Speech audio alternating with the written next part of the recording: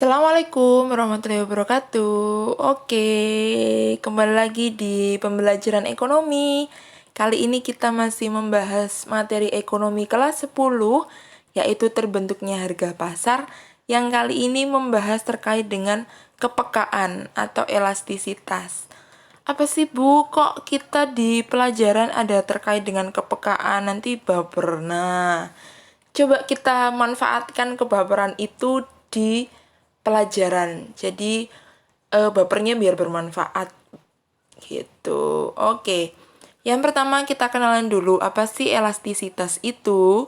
Jadi elastisitas itu adalah ukuran kepekaan atau respon dari adanya perubahan harga atau perubahan pendapatan terhadap perubahan jumlah barang yang ditransaksikan, baik yang diminta maupun yang ditawarkan. Oke. Nah, di sini ada elastisitas permintaan dan penawaran. Yang pertama, kalau elastisitas permintaan dibagi lagi menjadi 3, yaitu elastisitas permintaan terhadap harga, elastisitas permintaan silang, dan elastisitas pendapatan. Sedangkan kalau penawaran hanya satu, yaitu elastisitas penawaran itu sendiri. Oke, jadi di sini Bokta mau bangun konsep di mindset kalian dulu. Elastisitas itu kan ukuran kepekaan terhadap suatu perubahan. Misal, kamu memberikan motor, terus temenmu doi, temen wes ya, temen aja. Temenmu itu ternyata cuma ngasih buku ke kamu, cuma ngasih helm. Kamu ngasih motor ke dia, dianya ngasih helm aja ke kamu. Jadi kamu memberinya banyak, ternyata dia balasnya cuma sedikit. Itu berarti dia tidak peka. Kalau di ekonomi disebutnya adalah inelastis. Inelastis kan berarti kaku gitu kan, nggak peka, nggak elastis, nggak fleksibel. Nah, beda lagi kalau kamu ngasihnya cuma ballpoint sama dia dikasih tas. Jadi apa yang kamu berikan itu lebih sedikit dari apa yang dia berikan. Yang dia berikan lebih banyak. Kamu berubahnya senilai ballpoint, dia berubahnya senilai tas tadi. Nah, berarti dia sifatnya adalah elastis atau peka. Beda lagi kalau gini, kamu nggak ngasih apa-apa, tapi temenmu itu ngasih banyak terus ke kamu. Berarti dia pekanya itu kebangetan. Nah, di ekonomi disebutnya adalah elastis sempurna. Nah, ini akan kita pelajari di sini. Oke, next kita lanjut ke yang pertama yaitu elastisitas harga permintaan. Di sini adalah maksudnya adanya prosentase perubahan jumlah barang yang diminta akibat terjadinya perubahan harga itu sendiri. Jadi kalau kemarin di bab sebelumnya kita sudah belajar terkait teori permintaan bahwa ketika harga naik maka jumlah barang yang diminta akan turun. Nah, di sini kita lihat perubahannya sebanding enggak, lebih besar perubahan harga atau lebih besar perubahan jumlah barang. Rumusnya adalah elastisitas demand ED sama dengan P1 per QD1 dikali delta QD per delta P. Atau prosentase perubahan jumlah barang yang diminta dibagi prosentase perubahan harga barang yang diminta. Ini adalah prosentase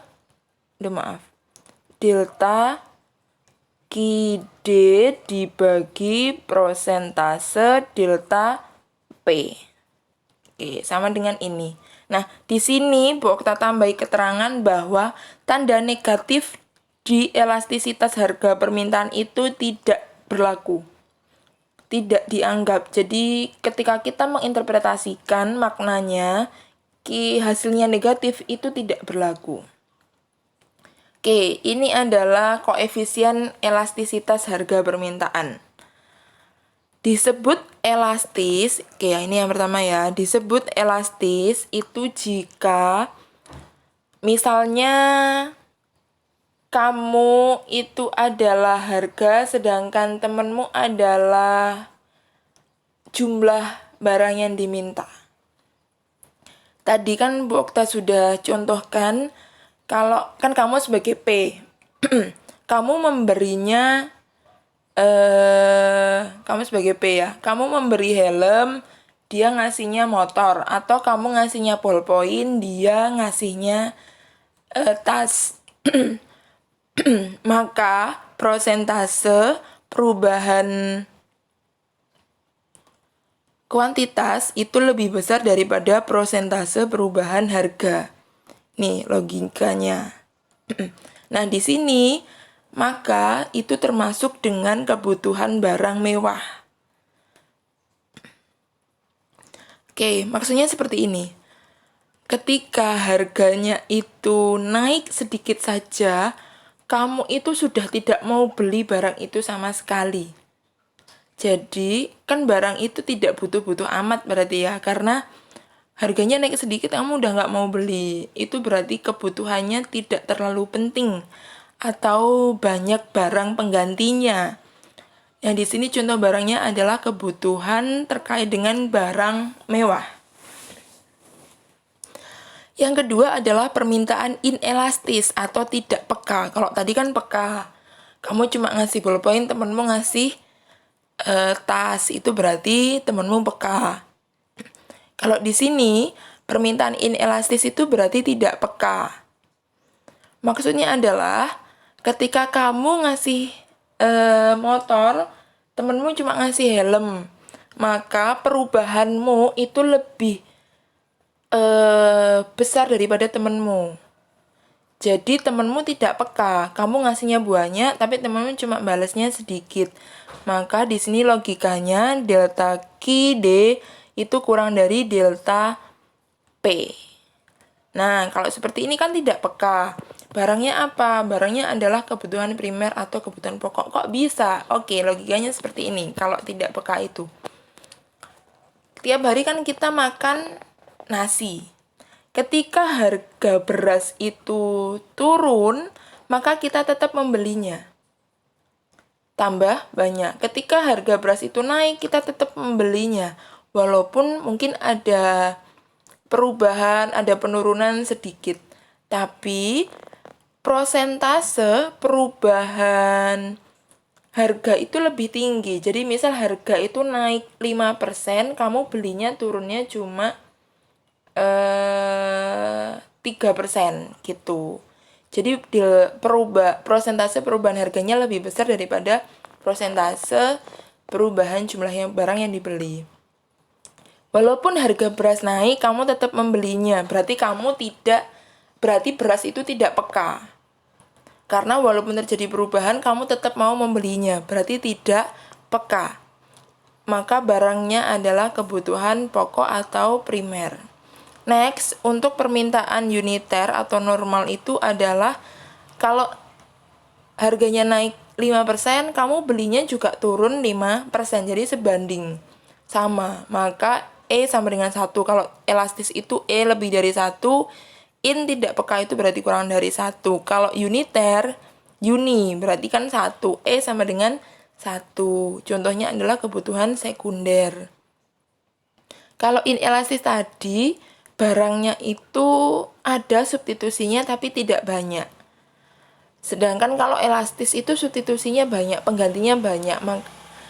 Oke, next di permintaan elastis sempurna, elastis berarti sudah peka, ini pekanya banget.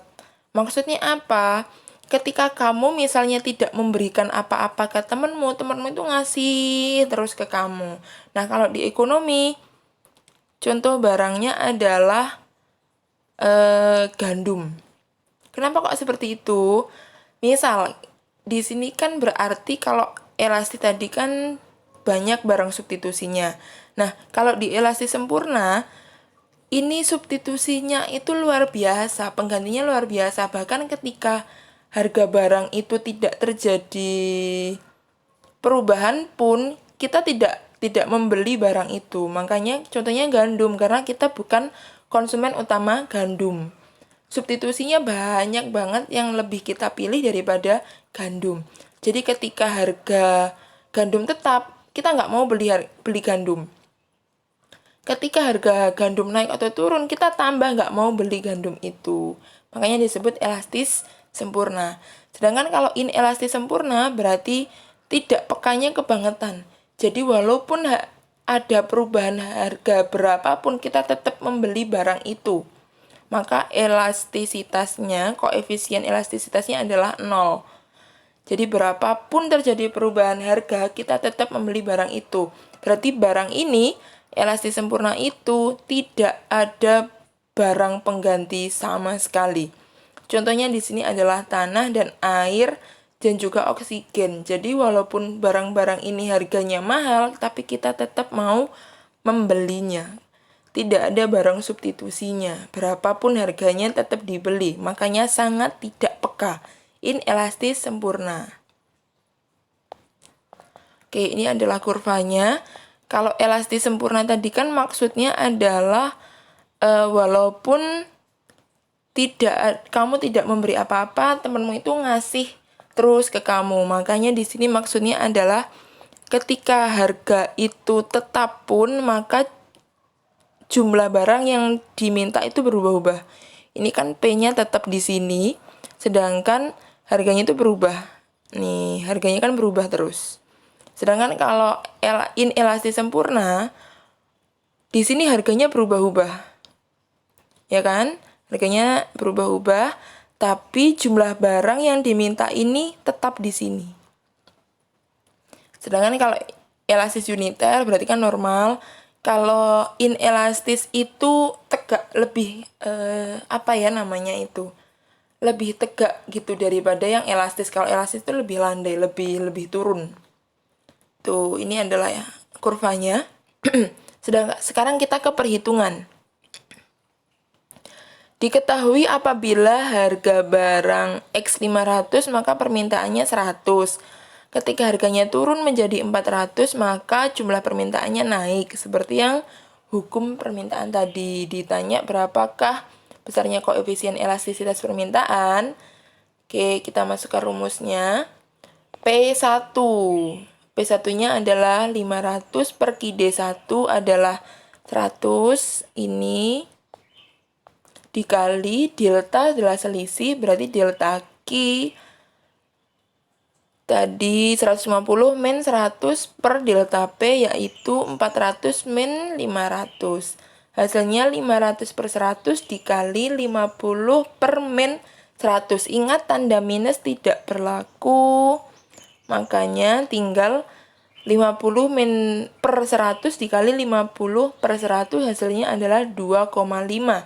2,5 itu lebih dari 1, maka disebut sebagai elastis. Jadi kalau kalian hitung ini kan hasilnya min 2,5. Walaupun min di sini minnya tidak dianggap, maka hasilnya adalah dianggap 2,5 saja. Maka disebut elastis. Yang inelastis yang seperti apa? Inelastis itu jika hasilnya kurang dari 1, berarti 0,75, 0,5 itu adalah kurang dari 1, maka disebut inelastis. Kalau ini hasilnya tadi kan min 2,5, minnya tidak dianggap, maka tinggal 2,5-nya saja disebut elastis karena lebih dari 1. Oke, ini adalah kurvanya. Benar kan? Kurvanya ini lebih landai gitu. Perubahan elastis tadi kan perubahan kuantitasnya itu lebih banyak daripada perubahan harganya. Jadi harganya cuma turun segini. Turunnya kan cuma segini. Sedangkan jumlah barang yang diminta itu turunnya udah jauh banget. Yang dilihat jangan, kalau tadi kan harganya turun 100, sedangkan jumlah barangnya kan naiknya adalah 50. Jangan dilihat itunya, tapi prosentasenya gitu. Kalau ini kan berarti 100 per 500 dikali 100%, hasilnya adalah berapa? Nah, di sini 50 per 100 dikali 100%, di sini perubahannya 50%. Kalau di sini berarti berapa? 100 per 500 berapa itu ya? Pokoknya cuma sedikit lah. Kalian hitung sendiri ya. Kita penasaran ini. 100 per 500 dikali 100%. Ini coret 5, berarti 100 dibagi 5 sama dengan 20%. Yang yang P itu berubahnya 20%, sedangkan yang Q berubah 50%. Maka prosentase perubahan Q lebih besar daripada prosentase perubahan P, maka disebut elastis. Gitu. Oke, sudah ya, lanjut. Sekarang kita ke elastisitas permintaan silang. Silang atau cross adalah prosentase perubahan jumlah barang yang diminta akibat terjadinya perubahan harga barang lain. Jadi kalau misal harga kemarin sudah Bu Okta jelaskan di pergeseran kurva permintaan. Kalau misalnya harga BBM naik, maka permintaan motornya gimana? Nah, berarti hubungan antara BBM sama motor itu apa? Nah, kita hitung di sini. Biar lebih mudah menentukan hubungan dua barang itu. Rumusnya, elastisitas cross atau EC sama dengan harga barang X dibagi jumlah barang yang diminta Y, jumlah barang yang diminta dikali delta QDY per delta PX. Keterangannya, kalau PX itu adalah harga barang X, kalau QDY itu jumlah barang yang diminta. Kalau delta berarti selisih gitu. Delta QDY berarti selisih jumlah barangnya yang diminta. Nah, di sini tanda negatif itu berlaku. Ingat ya, kalau yang tadi tidak berlaku, yang sekarang berlaku. Jika nilai setelah kalian hitung nilainya adalah positif, maka itu adalah barangnya substitusi. Jika negatif, maka disebut barang komplementer. Kalau 0, berarti tidak berhubungan. Nih, tidak berhubungan. Oke, maksudnya seperti apa? Contoh, kita contohkan. Substitusi itu berarti pengganti motor sama mobil. Ketika harga mobil turun, maka orang-orang lebih memilih beli mobil. Maka permintaan motornya turun. P mobil turun, maka QD motor akan turun. Nah, nilai kan positif karena ini turun, ini juga turun. P turun, Q-nya turun walaupun beda harga, maka ini yang disebut positif. Sedangkan kalau di sini yang komplementer, misalnya komplementer kan melengkapi baju sama celana. Ketika harga baju itu naik, maka jumlah celana yang diminta akan turun. Ketika harga baju naik, kita beli bajunya sedikit, maka kita beli celananya juga sedikit. Misal seperti itu. Maka di sini ada naik, yang satunya turun, maka hubungannya adalah negatif. Disebut barang komplementer gitu. Next, contoh soalnya. Di sini ada teh sama kopi. Ketika harga teh 40, permintaan kopinya 20. Ketika harga kopi 40, permintaannya 50. Ketika harga teh 20, permintaannya 40. Kemudian kopinya naik, harganya dari 40 ke 60, maka jumlah permintaannya dari 50 ke 30. Turun. Terus ketika harganya naik dari 20 ke tetap 20, ternyata harganya teh ini tetap. Harga teh ini tetap. Sedangkan yang berubah hanya harga kopi. Tapi kenapa kok permintaan teh ini dari 40 menjadi 50 naik? Tadi kan kopi harganya dari 40 ke 60. Maka harganya naik, permintaannya menjadi turun. Sedangkan tehnya itu harganya tetap, tapi di sini permintaannya naik karena apa? Oke, kita lihat seperti ini. rumusnya kita masukkan di sini. Nih. Delta Q X. Delta Q X berarti delta Q-nya 50 min 40. Oke, Bokta jelaskan tulis di sini ya. 50 min 40 per delta PY. Harganya tadi dari 40 ke 60, maka 60 min 40 dikalikan harga Y yang pertama yaitu 40 per QX pertama yaitu 40. Oke. 50 min 40 yaitu 10 per 60 min 40 20 dikali 40 per 40. Ini bisa dicoret 1, ini bisa dicoret 2, 1 per 2. Maka hasilnya 0,50. Hasilnya masih positif walaupun kurang dari 1. Di sini patokannya adalah 0. Jadi bukan 1 tapi 0. Ini kan lebih dari 0, maka hasilnya adalah positif. Jadi yang membedakan hanya positif negatifnya aja. Kalau positif berarti barang substitusi. Oke, next kita ke contoh yang kedua. Ada lemon sama teh. Kita langsung masukkan saja ke rumus.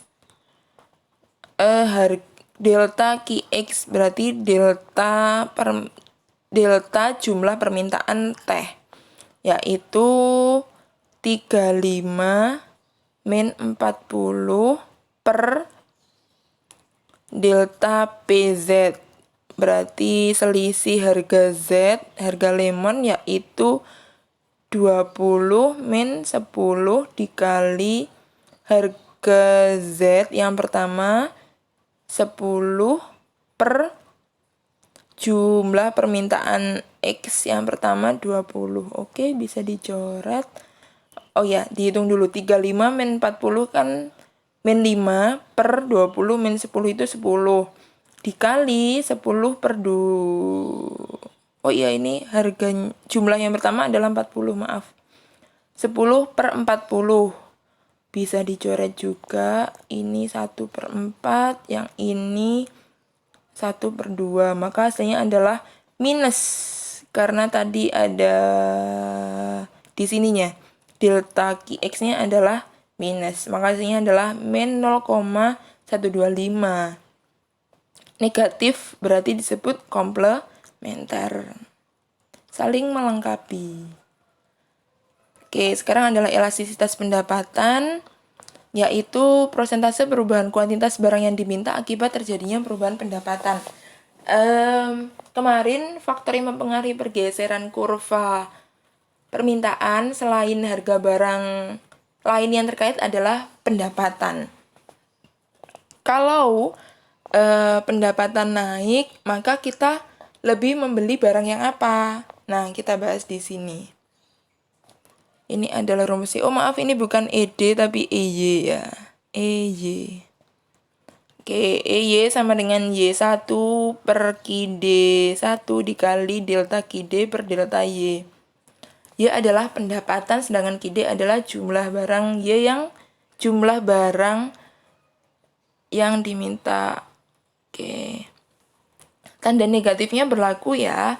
Oke, kalau E bernilai negatif itu adalah barang inferior. Barang inferior itu yang kualitasnya jelek. Maka maksudnya apa? Ketika pendapatan naik, maka jumlah barang inferior yang kita beli kan turun.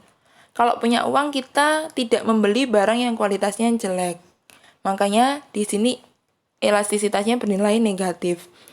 Kalau bernilai positif tapi kurang dari 1, berarti E itu antara lebih dari 0 kurang dari 1. Maka itu adalah kebutuhan pokok. Sedangkan kalau positif lebih dari 1, maka lebih dari 1, itu disebut barang mewah. Karena apa? Kalau kita punya pendapatan atau pendapatannya naik, kita membeli barang-barang mewah. Jadi pendapatan naik, jumlah permintaan barang mewah akan naik. Makanya disebut positif. Naik itu berarti positif, lebih dari 1. Oke, ini adalah contoh soalnya. Naiknya pendapatan seseorang dari 200 menjadi 300 ribu mengakibatkan bertambahnya jumlah barang yang diminta dari 10 menjadi 16. Kita masukkan dulu rumusnya. Ini EY. Oke, berarti Y1-nya 200 per QD 1-nya 10 dikali delta QD. Berarti 16 min 10 per delta Y 300 min 200. 200 per 10 sama dengan 6 per 100. Bisa dicoret. Ini 2. Ini adalah 3 per 5. Berarti 2 dikali 3, 6. 6 per 5 hasilnya 1,2. Nah, 1,2 ini kan positif lebih dari 1. Maka disebut barang mewah atau superior. Gitu. Mudah kan? Nah, sekarang kita terakhir ke elastisitas penawaran, yaitu persentase perubahan jumlah barang yang, belum Bu Okta rubah, yang ditawarkan akibat terjadinya perubahan harga itu sendiri.